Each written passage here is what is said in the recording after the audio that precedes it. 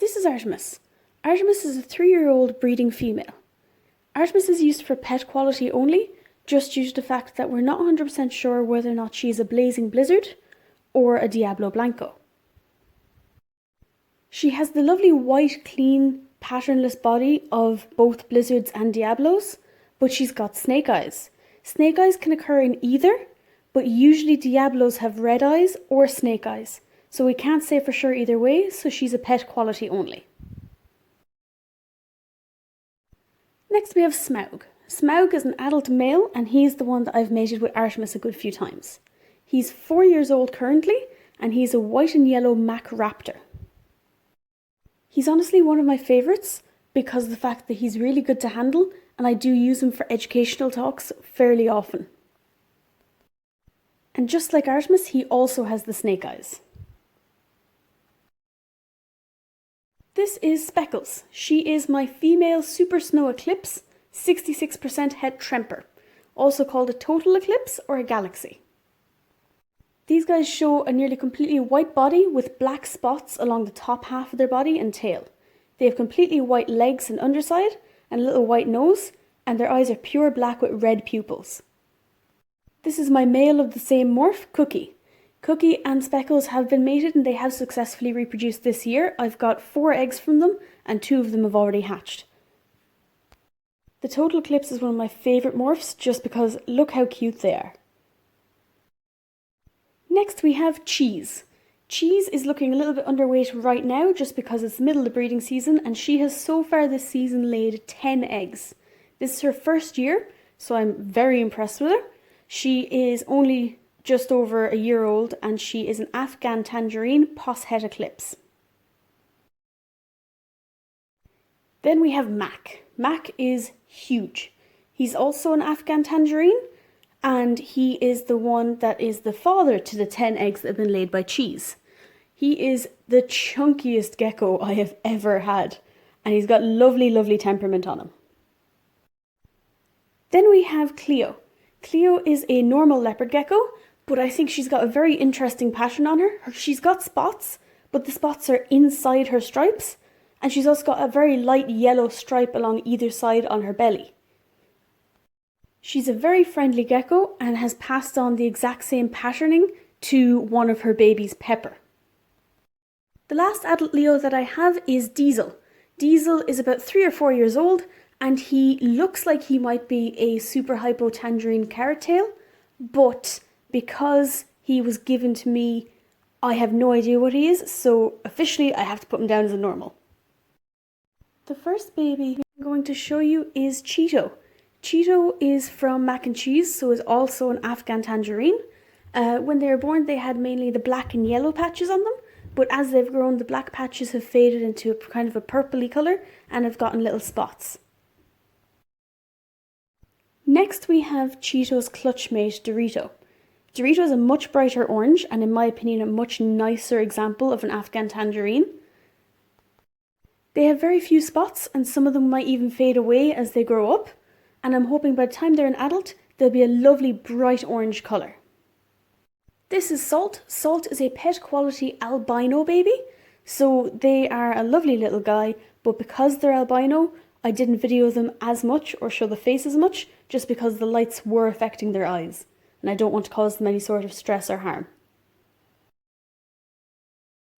And this is Salt's clutchmate, Pepper, who looks very similar in pattern to the mother, Cleo. So Pepper I'm actually keeping as a holdback because I want to see how close to Cleo she will develop, and she's got the lovely little stripes with the spots inside them and I'm really hoping they stay. This is another of Mac and Cheese's offspring, Jinx. Jinx is a bit feisty, but a lovely little guy, and has the same sort of patterns as Cheeto does. So they've got the dark sort of purpley dark patches that are developing spots as they go, and as they grow up they'll get more and more orange. Then we have Jinx's clutchmate, Hi. And Hi was named Hi, well, because their back says hi. Hi is also an Afghan Tangerine just like their siblings and is going to get more orange as they get older and the dark patches will fade into spots or fade altogether. I won't be handling any more of the babies in this video because all the rest of them are too small and I don't want to risk hurting them. This is Cheddar. Cheddar is still very young, and I'll say exactly how young on screen, but they're already turning the yellow around the neck. When they hatched, that was white, and now it's already turned a bright yellow, so I'm thinking I may actually keep them as a holdback and just cross my fingers and hope that they're female.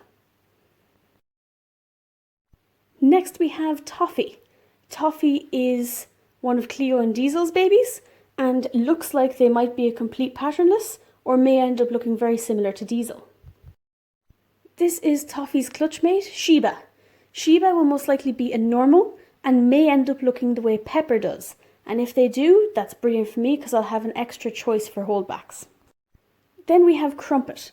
Crumpet is the third youngest I currently have, and just to demonstrate how small they are, that's my thumb. They're smaller than my thumb. So they're very, very small, which is why I'm not handling them. When your babies are this small, you have to be really careful with handling because you can very easily crush or injure a baby. This is the first of Cookie and Speckle's babies, which I'd been waiting for a long time and happily expecting. They are a Super Snow Eclipse, possibly their het Tremper, and I really cannot wait to see them grow up. So they're less than a week old if I remember correctly, and this is the clutchmate who's doing their first shed now. So when they're done their first shed, they can get their first meal, and they'll start growing up and be ready to go to a new home. Just as I was finishing up with the Leos, I checked the incubator and we actually had a baby hatch. So this is actually the first baby of the season from Artemis and Smaug. So no idea what they're going to be yet, but they're adorable. This is the first of my crested geckos. This one is a female. I still have not named them, I just haven't gotten around to it. She's a kind of a light beigey brown at the moment because she's fired down, but when she fires up, she's a really nice bright orange.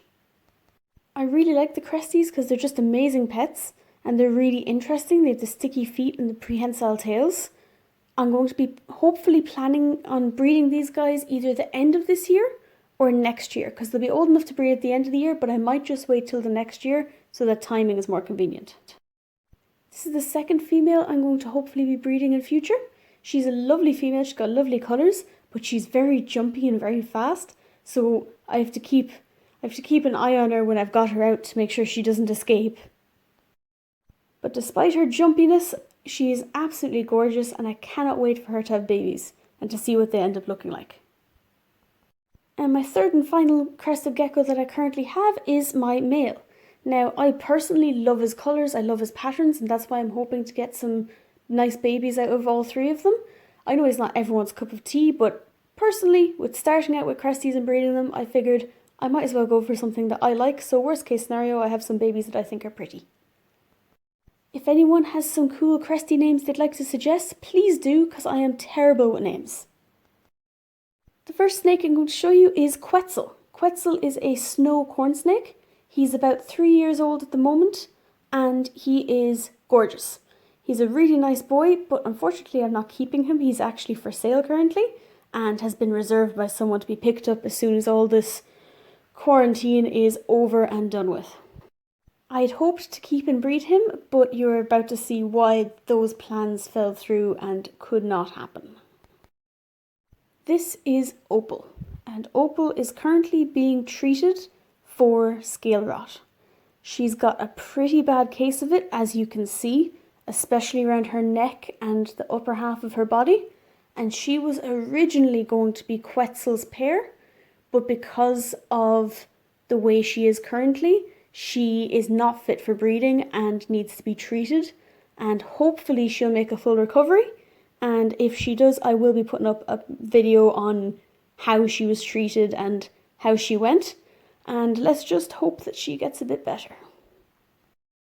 I do have one corn at the moment that I suspect may be gravid, so I've left her be and I won't be including her in the video, but this is a picture of her. She's a 3-year-old normal corn, het palmetto.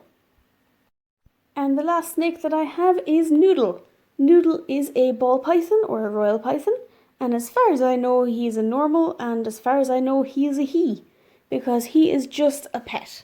I am planning on breeding ball pythons at some point in the future, but Noodle will not be included. Noodle is strictly just a pet and he's just there for fun. You're not able to see it very clearly in this video, but on his head he has a few little lighter marks where he actually managed to, one day he was out exploring and he managed to stick his head to some duct tape that had fallen out of the bin that I did not realise was there, and so now he's got a weirdly marked head until his next shed, when I'm hoping it'll go back to normal.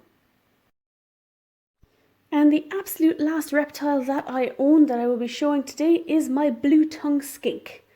This is SCP-3011 and he is grumpy as hell.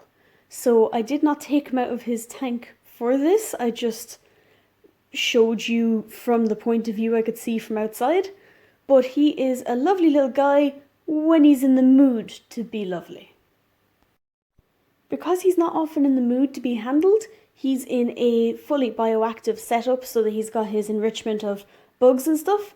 But when he's in the mood to be handled, he's very, very nice, and we even brought him to go see Santa last year.